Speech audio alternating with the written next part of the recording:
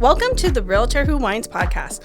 I'm Rashelle Newmyer, your hostess with the mostest, a student of life, a connector, a passionate wine enthusiast, and your local favorite guide. Join me as we explore the vibrant Pacific Northwest, savor the finest wines, and champion the spirit of entrepreneurship. Each episode, I'll sit down with inspiring guests, supporting business ownership, and uncovering the stories that make this community unique. So grab a glass of wine, settle in, and let's embark on a journey of discovery and connection together. Cheers! Hi, everyone. Welcome back to the Realtor Who Wines podcast. I'm Rashelle, and I'm so happy you're here. Today, I have my very good friend with me, Sarah Holtz. Sarah, cheers to you. Thank you for being on. I appreciate you. Oh, that's delicious. Today, Sarah actually brought the wine. I tend to bring the wine, but she had one she wanted me to try. It's a Barbera, which we both love. Will you go ahead and tell me a little bit about it or why you brought it today? Sure. It comes from Cascade Cliffs, which is in wine country. Mm-hmm. Their vineyard and tasting room is in Wishroom. I think I'm saying that right. Yeah. And they have one in the Dalles. One in Hood River, too, don't they? Yeah, and a tasting room in Hood River as well.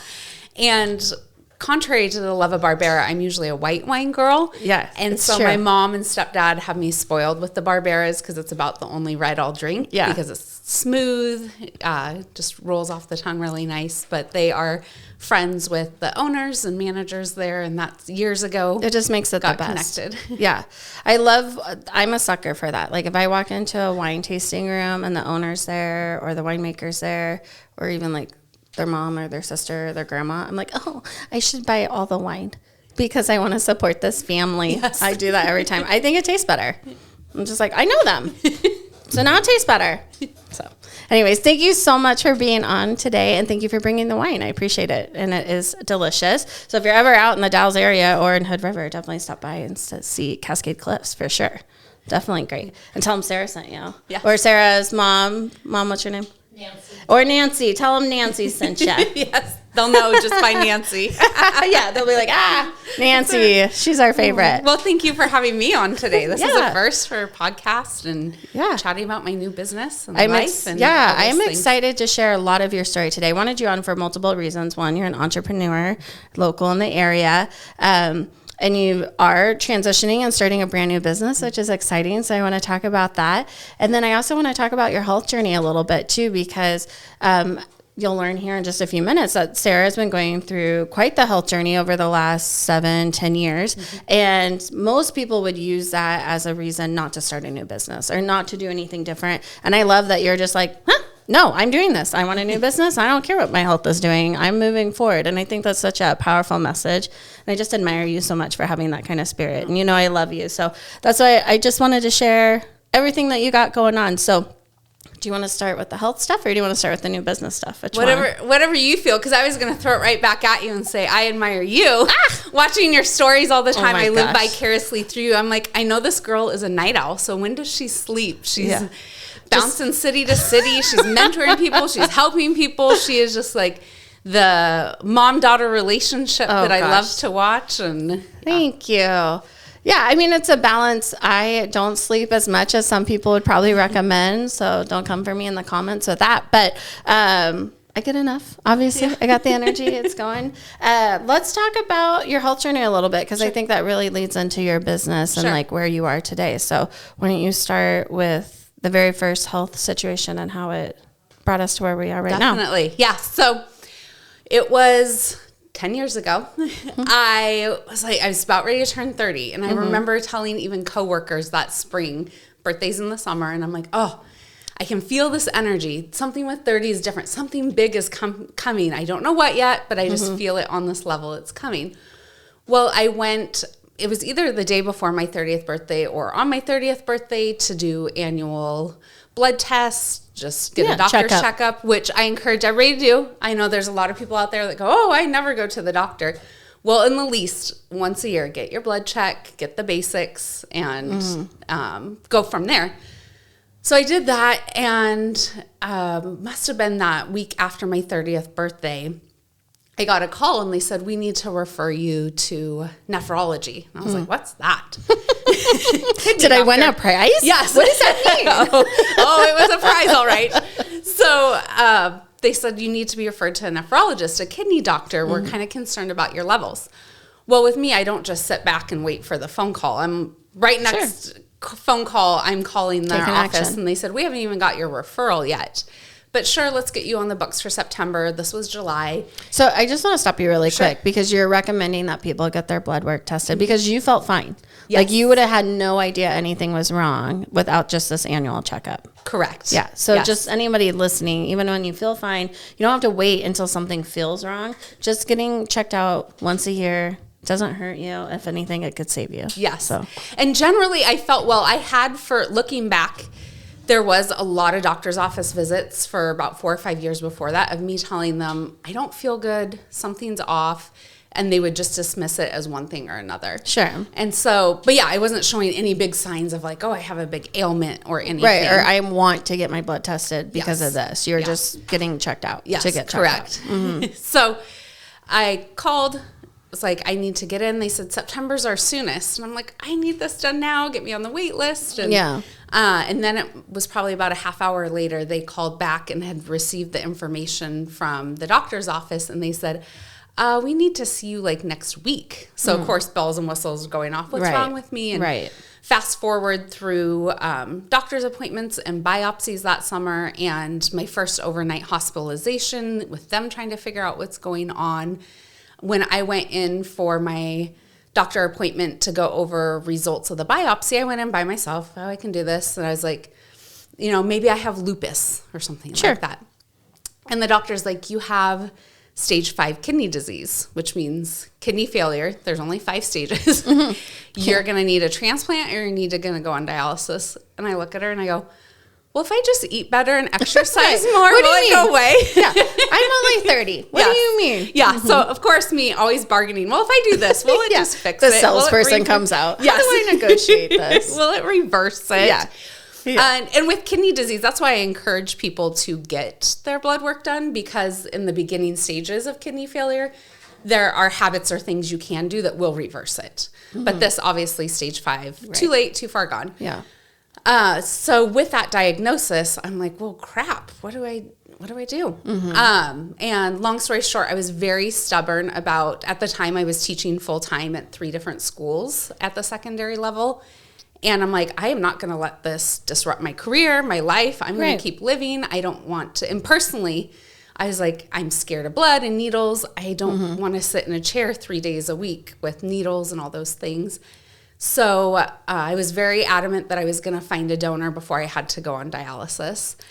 And come that December, everybody was like, Sarah, your skin tone is gray. You need to go on dialysis. Yeah. So I had surgery that winter break, and I had an abdomen catheter put in, and I did peritoneal dialysis, where you set up a machine every night. It takes about 20 minutes to sterilize and set up. And the dialysis fluid will go into your abdomen, dwell there for about an hour and a half, dwell back out, and it repeats that cycle about 4 or 5 times a night. And starting out, I think it was like 10 or 11 hours of dialysis I was doing. And by the end, I was up to about 13 or 14 hours a night of dialysis. I'd wake up the next day, go to work. Sometimes at work, I would need to do a manual bag in the closet in between classes. Yeah, no big deal. Right? I'm just hopping into the janitor's closet here at school. Nothing to see here, kids. Nope. Just talk amongst yourselves. Or sometimes my abdominal catheter would fall out of my shirt in class, and kids would be, oh, excuse me, Miss Holtz, it's falling out. Yeah. So they were right along on my journey with me, which was awesome. But in total, by the time 9 months after having my surgery, I started a Facebook page. I felt comfortable then to share my story, my big ask, my journey.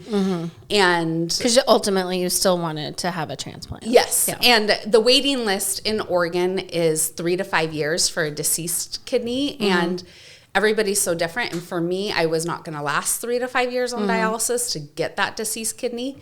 Also, a deceased kidney averages 8 to 10 years transplanted, whereas a living donor is upwards of 14 to 16 years that a kidney will last. And so I was on that hunt for the kidney, but in all, up until my transplant, I had over 670 dialysis treatments. Oh my gosh. So So many. Yes. So that was that journey. And not to, I just want to point out too, you can hear it in the audio that she's laughing and smiling, and you can see it on camera that you just like approach this with such a positive outlook. Like most people can be like, and then like a lot of time, and I'm not shaming anybody. It's a tough journey to go on, and a lot of people do get stuck in that like more storm cloud version of it. And that's just one thing I love about you, is that you just approach it all with like a smile and a laugh. Like, well, now what? Like, I already have this thing hanging out of my shirt. Okay, moving on. What are we doing now? And realistically, at that time with that health journey, I was in a darker place, or it hurt. It hurt at night. Sure. Like and there was those nights I'm like, just take me now. Or I was hospitalized many times while teaching, and I had a great support system between school and friends and family and community. With that journey, that summer before I found out I was getting my kidney, I physically felt my body shutting down. Yeah, like, it's a weird feeling to describe to someone unless they've felt the feeling of dying. And I didn't want to worry my family, but it's like I was making secret memories that summer. So still living life and still trying to keep up no matter how tired I was. And my body crashed in September. But reverse, a few weeks before that, I was surprised at a back to school professional development day when we were getting ready for a new school year with a kidney donor. And she was a friend of a friend. Yeah. The power of social media, people. Yes. I know some people are like, I hate social media. It does nothing but bad. Well, it got Sarah a kidney. Right. So it's not that bad. Not horrible. Change your algorithm. Yes. Change what you consume and digest. Yeah. Yes. And so she was also a teacher in a neighboring school district and saw my story and was like, she deserves to live. Absolutely. She went and did all the testing, and she ended up being a better marker match than even if it was a family member that was able to donate. And so she's like, well, I want to surprise her in her setting, a school setting. That's been her family, school family. And so they did a big surprise reveal that there was not a dry eye in the house. And she came out with a big sign that said, will you be my kidney sister? And never had met her, knew who she was before. And so to this day, we still are in contact and spend time with each other from time to time and consider each other kidney sisters. Yeah, I love that. Yeah. But when my body had crashed end of September, she called and said, we need to get her in now for her transplant. Because we were slated for December for, planning type A. Yeah. Teachers were like, we'll do it on Christmas break when it doesn't affect the kids. I don't need to take extra days off. No big deal. Right? Yeah. And so she called them and said, nope, move it up. And so we had the surgery October 30th of 2017. And the school was so sweet, and some media coverage that had come in to try to help me find a kidney came in to wrap up that part of the story, and had my kidney transplant. And of course, I should say, I'm the person that when they say, well, this rarely happens to somebody, I'm like, don't say that. Yeah. Knock on wood. Like, it's going to happen to me. And so I had 2 bonus surgeries within a couple weeks of the kidney transplant because I had gained 50 pounds of water weight in a week. Oh my gosh. And felt like just a huge blueberry on Willy Wonka. Yeah. And so, but that was back in 2017. And then fast forward, life kind of got back into a good rhythm. But then they don't ever talk about what do you do post-transplant life. Because you're on medication to suppress your immune system for life. And so nowadays I have a lot of cognitive differences that I didn't before. So just consistent brain fog, or I can see a word in my mind, but it won't come out. And just overall energy every day is different. And so eventually after 15 years in K through 12 education, I made the decision to leave and try to find something different that was going to be able to support my health the best. And I kind of got to a point where I was like, that happened so long ago. It's almost like it was just a bad nightmare. And I didn't take it for granted. I feel like that's how a lot of people feel about any major life transition. Like, I mean, even thinking about COVID. Yes. Like the shutdown. That feels like it was a million years ago. And it was 5 years ago. Like, did it so like even, like when something happens to us personally, you're like, did that even happen? Yeah. Was that real life? What's going on? I always joke around too. Sometimes if I'm repeating myself a million times to my family, I'm like, is this like a Sixth Sense moment? Am I dead and I don't know I'm dead? Why is no one paying attention? Like, is this real life? What is going on? So I always call myself Dory. I thought it was bad with my anti-rejection meds of like, oh my gosh, did I already say this? Oh gosh. Can't remember things. And that's the most frustrating part that I know others can relate with that have cognitive issues due to medications or other health conditions is you're like, I am a smart person. Yeah. I just can't, it's not coming out right today. Yeah. Tomorrow it might. My body's not doing what I want it to do. My brain's not doing what I want it to do. Yeah. So fast forward, I was so excited. Every year it's exciting to celebrate the kidney transplant anniversary. Yeah. But then it's that catch-22 of, oh my gosh, that's 1 year down. How many years do I have? And I hold on to those stories of hope that people have shared with me that they've had their kidney 25 years, 27 years, 30 years. Yeah. So I'm like, okay, things happen. That's going to be me. I hold on that hope. Well, approaching the 7th year anniversary this past October, I was having excruciating pain in that area and something wasn't right. Was hospitalized. They said, oh, it's something going on with your small intestines. You need to go get that checked out. So I had gone in for a colonoscopy and he came out and was like, everything looks great. You don't have to come back for 10 years. But there is this weird like tissue mass, but just to be sure, I biopsied it. Nothing to worry about. And it was a week later, he called me the day before Thanksgiving. I was helping in my friend's charcuterie shop. I'm like, I am not ungloving. I know I have a flu shot next week. Yeah. I don't need to answer this phone call. Well, later that evening, I called him back, and it was the gastroenterologist himself. He couldn't even get the words out. And I'm like, you're saying I have lymphatic cancer? And he says, yes, it came back. You have lymphatic cancer, which is a result of what's called PTLD. Don't ask me what those letters stand for because I can't remember. I will not. What it boils down to is like post-transplant something disease. Yeah. And post-transplant, nasty. Right? Yep. Right. Just nastiness. So with anti-rejection drugs for kidney transplants, my big focus and worry, and same with the rest of the transplant community, is sunscreen. Like you can develop melanoma a lot easier on these medications. So that's always, besides having in the back of your mind, when is that shoe going to drop that I need a kidney again? You're like, okay, I need to worry about melanoma and things like that. But it never was really in my mind that there was other cancers that could be caused by it. So what had happened is one or both, they were trying to figure out which one of my anti-rejection meds caused this lymphatic cancer, which is a blood cancer. And learning along the way, even at the beginning, I'm like, I don't know. I don't know what the mass is or this or that. But as we've learned along the way with oncologists, it's a soft tissue mass that the lymphatic cancer centralized and just decided to live in. So they're still trying to figure out what the soft tissue mass is. And it was in my lymph nodes in the abdomen. So blonde moment me. I thought your lymph nodes were, I'm always like touching my neck and I'm like, my lymph nodes aren't swollen. Yeah. I was touching my armpits. My lymph nodes aren't swollen. And they're like, Sarah, you have lymph nodes in like your abdomen and everywhere else. And I'm like, oh. Yeah. And that's where it was. And so, fast forward a little bit, I was hospitalized with an obstruction because of the mass continuing to grow and blocking things. So a lot of pain, hospitalized. And through that, they said, well, you're here, we're going to start immunotherapy. And they were very hopeful that would knock out all the lymphoma and I wouldn't have to do chemo. Fast forward to January, went in for a scan and they're like, well, your soft tissue mass has kind of grown and the cancer's still there. So we have to do chemo. And I instantly started sobbing and I was like, oh my gosh, I'm not going to have hair. Yeah. Which I've become accustomed to and embraced it. And I've actually loved all your wig selections. Thank you. They've been amazing. Your red one's one of my favorite ones. Now that I've whipped it off. For those of you listening and not watching, she de-wigged.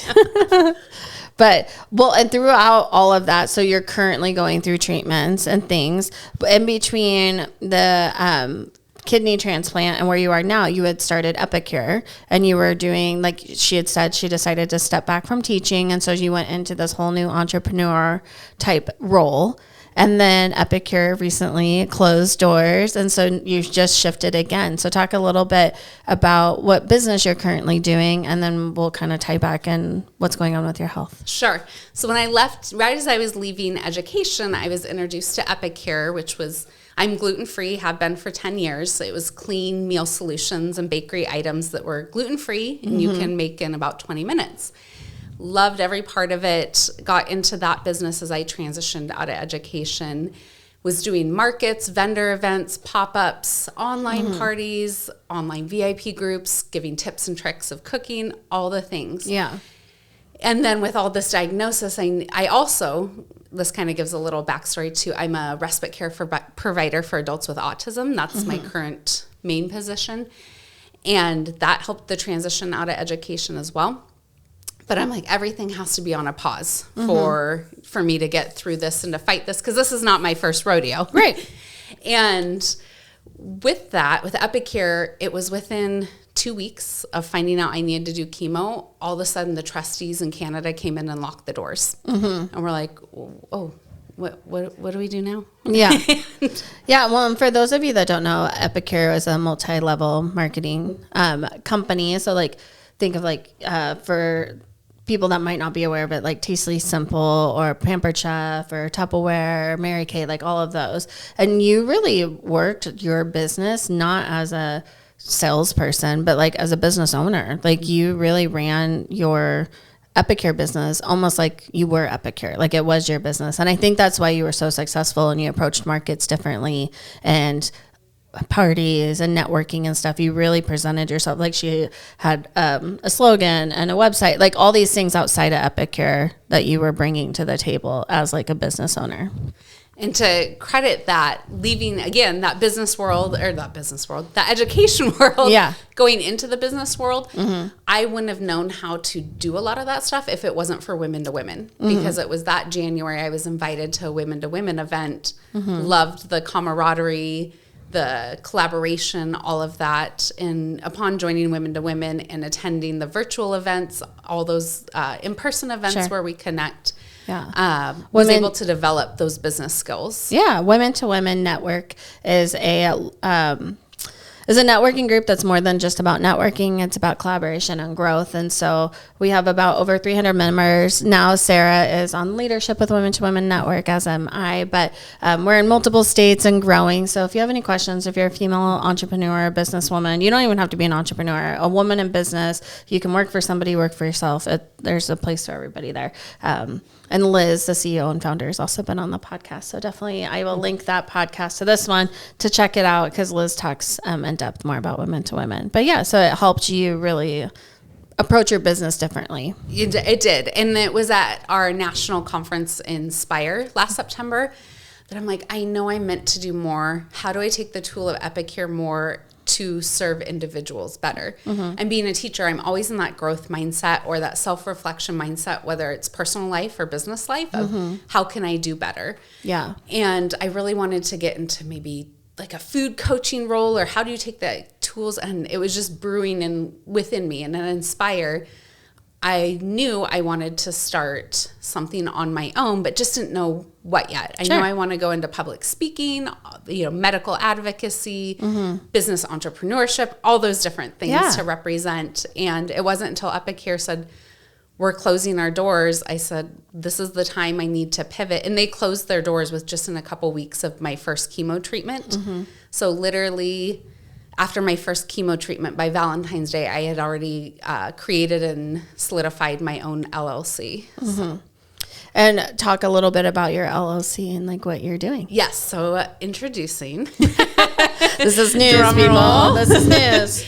Simplicity with Sarah Holtz. So starting into it, the purpose of Simplicity with Sarah Holtz is simplify your life and elevate your joy, one tip at a time. Oh, I love that. So what I love is that I am working with small business owners that attend in-person events, whether it be a market, a pop-up, a fair, any kind of in-person event where you're a vendor at. I am there to help guide and elevate, maximize your success at that event, even just grow your confidence in showing up as a business owner at those events. Yeah. At the same time, on social media on Sundays, giving everybody everyday tips that anybody can glean from. So I'm really big on saving every penny I can with groceries. Yeah. With who doesn't need to save on groceries? Right, I know. Anybody and everybody. When I can find that sale on Uber for eggs, I'm like, hey, go to Uber and order your eggs on Uber this week because they're at a discount. So I want to appeal and still serve others in that way with that education. So on my Simplicity with Sarah Holtz on Instagram, as well as Facebook and LinkedIn, I'm hoping to eventually get in a rhythm that each Sunday will be a Simplify Sunday that is an everyday tip that anyone can take away from and glean from. And then on Tuesdays will be Tuesday tips, where it's small business owners can glean different tips and advice on how to elevate their vendor experience. Yeah, and you're talking too about like not just what to do when you're at certain markets or vendor shows, but like how to choose the right ones, or like where to spend your money and things like that, which I think is really important, because a lot of people that have a product to take to like a farmer's market, or like it's almost fair season, right? Like every state fair, county fair, all those things are going on. Like, how do you decide, like, well, do I spend the big bucks on a state fair, or is it better for me to go to 3 county fairs? You know, things like that. And those are the kind of conversations you're having with everybody. Correct. And it's very interesting kind of doing my market research or looking for other businesses, because I have yet to find someone else out there that's doing that specific of niche. I'm sure there is. I just haven't found them yet. Yeah. But gleaming from others of what I want to do versus what they do, as far as I will be very real with people. I'm not going to say, hey, I made this much. Yeah, I made this much this year selling at markets. Here's my 5 tips that you can too. That's not my approach with this. My approach is being real and being like, you can have a very successful event, or some of them flop because things that are out of your control, but how do you best show up? So with my online course, I have 6 different modules that dive deep into that through video recording. So if you're an audio learner, I have video recording. The teacher's coming out. It is. So you can listen to it. I'm a listener. I love listening to the podcast as I'm making dinner or different things. Yeah. It'll have notes below, and then cute Google slides, or whatever they call them, not a slide, a visual, within the course, as well as interaction in an interactive piece of workbooks and things like that. And it's a 6-module course that talks, like just what you were saying. I had so many people coming up to me, 2 random people one day, and that was my billboard moment to start this business was, well, how do you find your markets?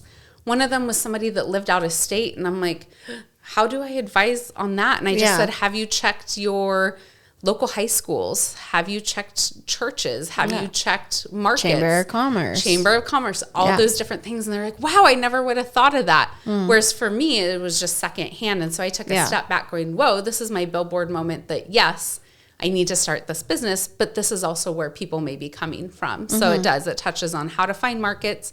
Is this market worth it for me? Not only for the value, for the pricing, but your values and your mission. It has to align with that as well. You don't want to just go to markets because there's an open spot. It needs to align with your core values as for your business. And then setting up your booth display to attract customers in, connecting and doing easy exchange of to have repeat customers, or following up to give them good customer service after the market has ended. Yeah. So we dive a lot into all those different things in the course. Also talk about just the conversations. I think some people get nervous or don't know what to say. Like if someone doesn't walk up to their booth and you're very much like, hi, how are you? Like you start conversations, and I think you give a lot of confidence building in that with the conversations that you're having with some of your clients. And just gauging the audience too. Like you don't want to be like a little birdie that pops up, hi, every time. Yeah, anytime someone's like, buy something. Oh my gosh. My 9-year-old, well, you know this, my 9-year-old, she sells jewelry, which is made by a 9-year-old. So it looks like a 9-year-old's jewelry. But when she's at markets and someone walks by, she goes, you forgot to stop at my table. You forgot. And no one cares because she's 9. But if we did that as grown-ups, people would be like, what the heck? What do you mean? And then when people stop, they're like, I don't have any cash. She's like, we have Venmo. And like, we take PayPal. And it's just so funny. I tell people a lot, actually, I channel my daughter, Rylan, because she just doesn't have that fear factor of rejection. She's just like, I got stuff to sell. I need you to buy it.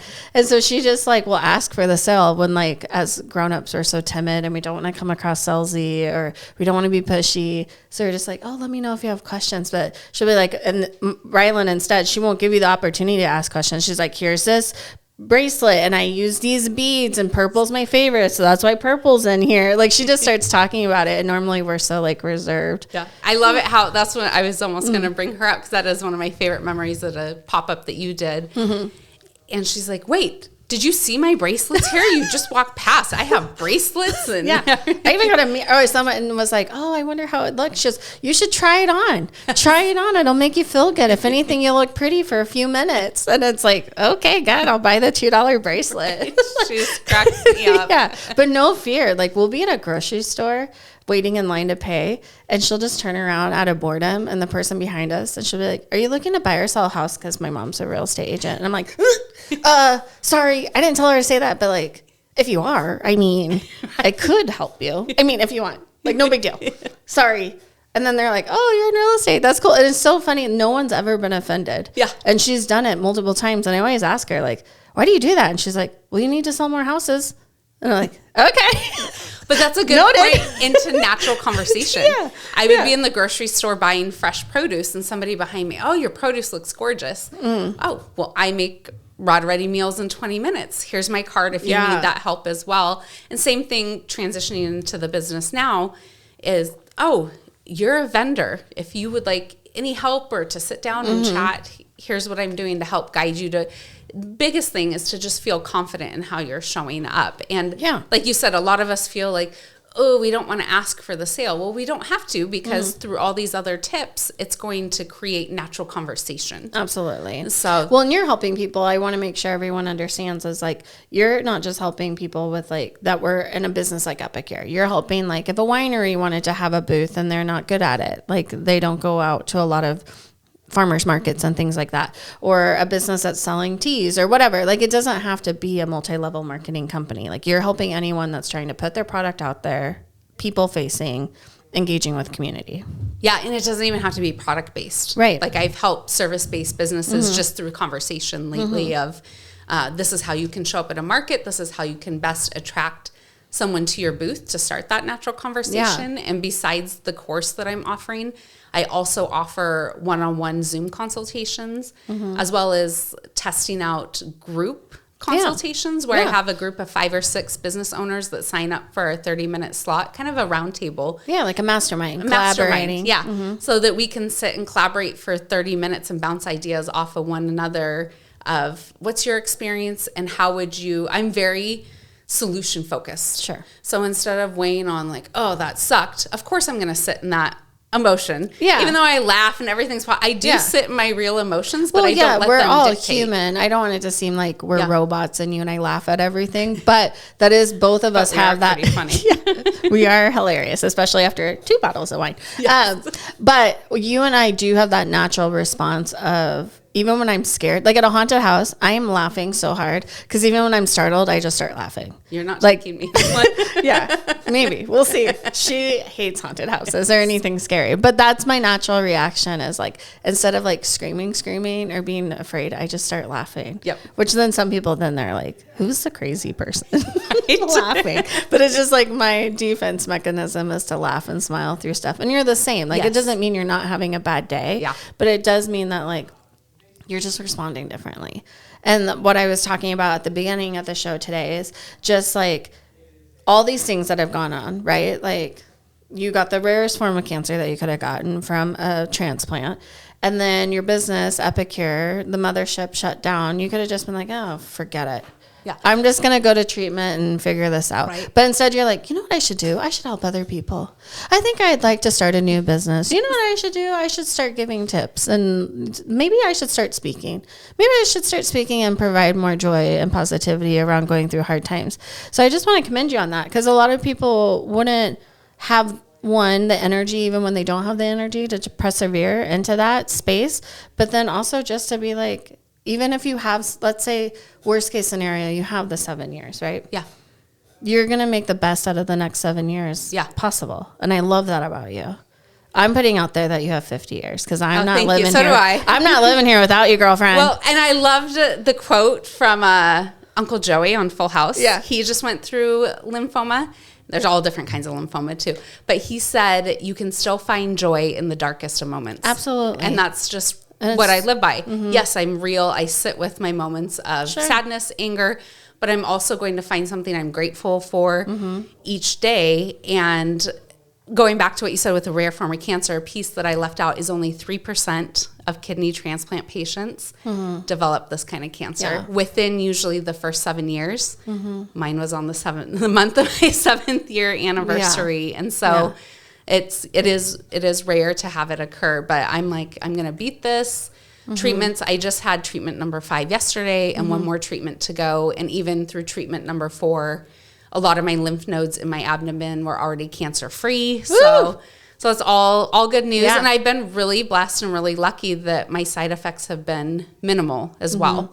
So how would you give advice to somebody like a friend or a family member that's helping someone go through something like that? Like, what are the things, like, obviously everybody comes from a place of, how can I help? I want you to know I care about you.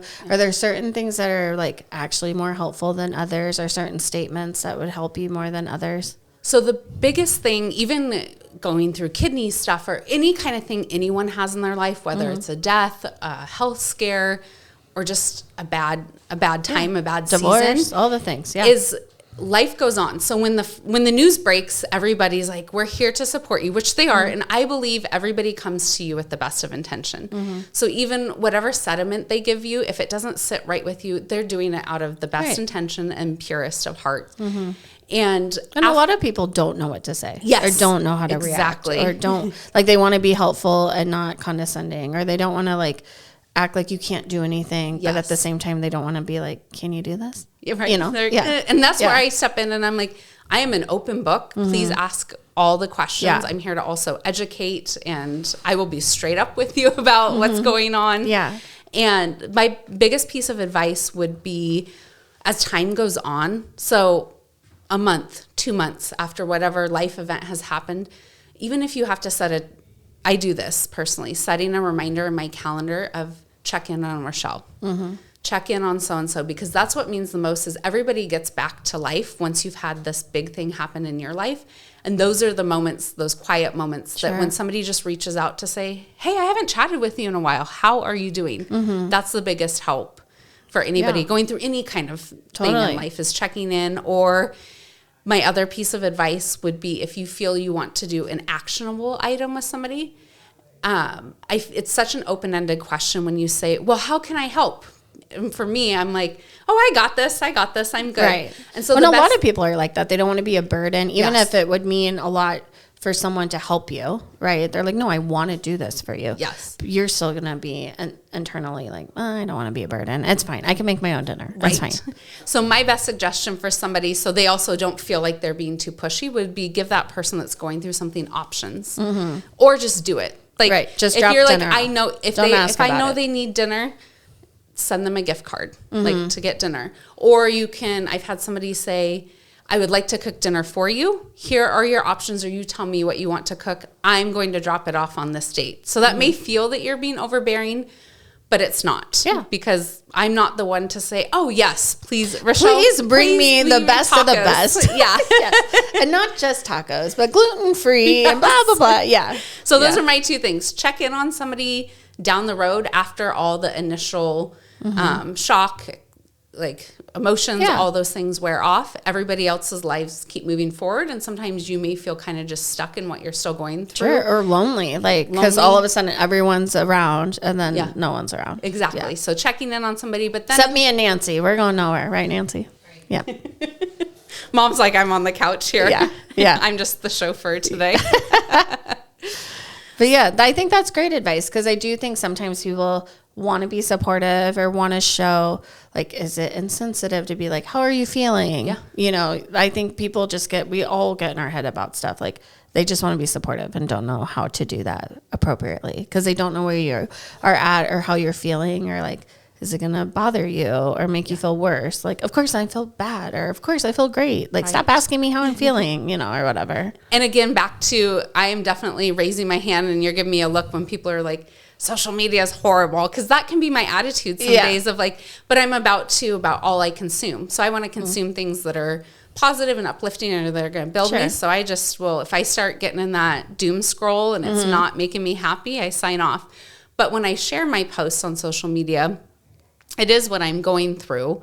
But at the same time, just like all of us, we have that wall of privacy that we also want at home. And so I will be real, or if somebody approaches me with a one-on-one conversation, I am more than happy to go in depth and in detail. And I think that's interesting. We kind of talked about this before, like your journey is like, sometimes people want like, oh, you're just doing a highlight reel on social media, or you're smiling through the pain. And it's like, well, what do you want to see? Did you want to see me crying going through chemo? That's what you want me to post, instead of like, hey, I'm doing it, I'm rocking it, I'm being happy. I got that kind of feedback when I was going through my divorce. Some people would side message me and be like, I know what's really going on and you're just smiling through it. And I was like, well, no one wants to buy a house from a crying realtor. You want me sitting in the kitchen crying? Because I have been doing that. I just choose not to show that because now I have to feed my daughter by myself. Like, so I need people to buy houses, you know? Please. But yeah, like, so sometimes social media is a highlight reel, but also like, do we really want to see people in their darkest moments on social media? I look at social media as like a photo book. We don't put photos in our photo books at home of people crying or going through like really dark times. We put the highlights, the things that we really want to remember and like put focus and energy on. And I think it's great when you post like, hey, I'm at treatment, and you're smiling and you're like, it is what it is. I'm doing this today. I don't think we need to see like the behind the scenes stuff. Like you said, you're happy to have that conversation behind closed doors, but we don't have to share everything with everybody all the time. Yeah. And it's prompted the sweetest messages, even from people that I haven't talked to in a while. So again, the positive and the power of social media is it's connecting me with those in my past and different seasons of life. But they'll message me and be like, how are you really doing? And I'm like, well, for the most part, but I also, my side effects have been minimal with my chemo, and just everybody's body responds so differently, and your chemo cocktails are different, just like how we have different cocktails that we order at a bar. Right. Yeah. And we all respond differently. Yes. Sometimes tequila is not our friend. That's just, it is what it is. How would people get in touch with you? I know that you mentioned social media, website, things like that. We will tag into the post, but any other ways people can get tag in touch with you? The best way would be through on Instagram, and it's simplicity _ Sarah. That's a lot of underscores. Or Holtz. Yeah. So basically, simplicity with Sarah Holtz on Instagram. Same on Facebook. Email is sarah@simplicitywithsarahholtz.com. Easy. Yeah. LinkedIn. I have ventured into the world of LinkedIn. Yeah, you're a professional now. Game, but true professional. So, and then like you said, just the links that you'll include in the podcast, because it is upcoming springtime. I'm hoping my big life goal I'm putting out there in the world is by August or September, having a workshop to really prepare for winter holiday markets. Yeah, really, that's the big season. Fall markets, Christmas markets. Yeah, for those of us that are in the vendor circle, that's our big time game in the fall and winter. Thank you so much for being vulnerable and sharing your story with everybody. I appreciate you, and I just enjoyed chatting with you. You already know we could talk for 8 hours, but so you'll be back for sure. I will be. You haven't got rid of me yet. No. Well, cheers. And thank you for joining. Thank you everyone for listening and watching this episode, and we hope to see you back soon. Cheers. Currently in the United States, there's over 100,000 people on the wait list for a life-saving organ. That can include liver, heart, lungs, and kidney. You could even be a blood donor. You can help save lives, but also you can be a living donor for kidney transplants, bone marrow, and even your liver. That saves a person's life, and also a living organ donation is an extended life for, say, a kidney of 14 years versus receiving a deceased organ donation. So if you have interest today in saving a life and being an organ donor, please check out websites like Donate Life America or our local Donate Life Northwest. Also on your health app, as long as you're over 18, you have the health app on an iPhone. You can easy to register as a donor there, or stop by your local DMV and update your driver's license to say, yes, I would like to be an organ donor and save a person's life.